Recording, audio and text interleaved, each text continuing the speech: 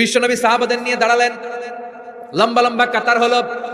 সাহাবীদের কাতারের শেষে সাইয়েদনা জিবরাইল 1,40,000 ফেরেশতাদেরকে নিয়ে জানাজায় শরীক হলেন। বিশ্বনবী 4 তাকবীর দিয়ে জানাজা পড়লেন, আল্লাহু আকবার, আল্লাহু আকবার, আল্লাহু আকবার, আল্লাহু আকবার। 4টা তাকবীরের মধ্য দিয়ে জানাজা শেষ করলেন। বিশ্বনবী তাকিয়ে দেখে সাহাবাদের পেছনে 1,40,000 ফেরেশতা দাঁড়িয়ে জানাজায় শরীক হয়েছে। বিশ্বনবী বললেন, জিবরাইল, কোনদিন তো এত ফেরেশতা নিয়ে কারো জানাজায় শরীক হতে দেখি নাই। ঘটনা কি? কি এমন আমল ছিল আমার মুয়াবিয়ার, যে আমলের কারণে মুয়াবিয়ার নামটা আল্লাহর আরশে চলে গিয়েছে?